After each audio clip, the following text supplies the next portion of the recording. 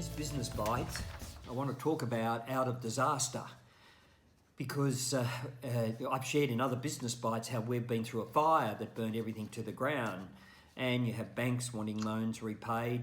In our advertising days, we had loss of clients, and the media, particularly the marketing media, were very down on our agency. But we regrouped, and out of a disaster came some significant ideas or new ways of doing things. Sometimes you've got to be forced to the wall to think differently. I'm trying to challenge business people to actually think differently about their business. I'm trying to challenge churches to think differently about how they're reaching and touching people in a way they can be innovative. And there's certainly some doing that, and we need to look at it and get ideas. But you've got to come up with your ideas that are relevant to your business in your area.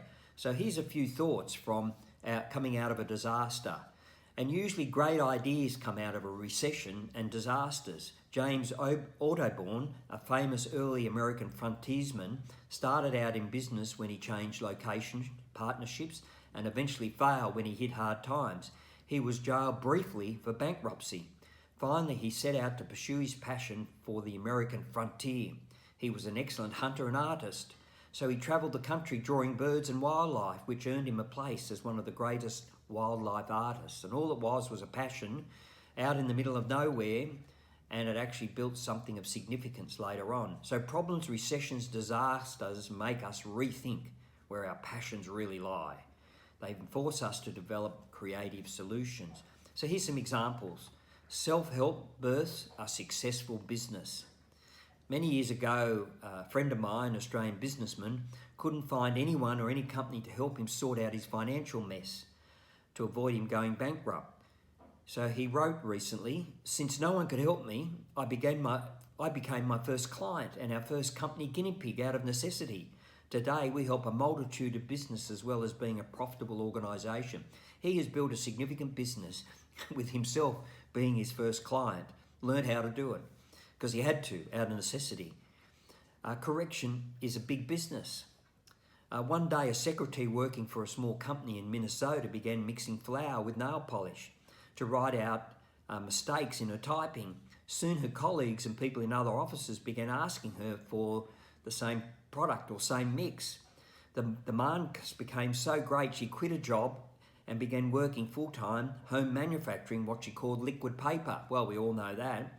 A few years later, Gillette Corporation bought the secretary's company out for $47 million in cash. That might as well be $1 billion in today's money.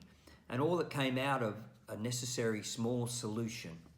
So start thinking. Where there is widespread and unsolved problem, there's an opportunity to start and build a successful business. I'm sure the founders of Twitter, Facebook, Google, and Apple were one day frustrated about something that triggered the thought, wouldn't it be great if? So ask yourself about your business, solutions for your clients or potential clients. Wouldn't it be great if? And then start looking for solutions. So start where you are. You don't need to start big. Small beginnings are more sustainable long term. In the book of Nehemiah in the Old Testament, it says, don't despise the stay of small beginnings. And start planning. Without some concrete steps towards your ideas, you will go nowhere. So you need to start. You might need to start small, and usually you do, but you've got to put a few steps. Who am I going to talk to? Who am I going to bounce the idea off? And you look for those that are going to create a good, positive, encouraging input. So you can work your way out what seems an impending disaster. Thank you.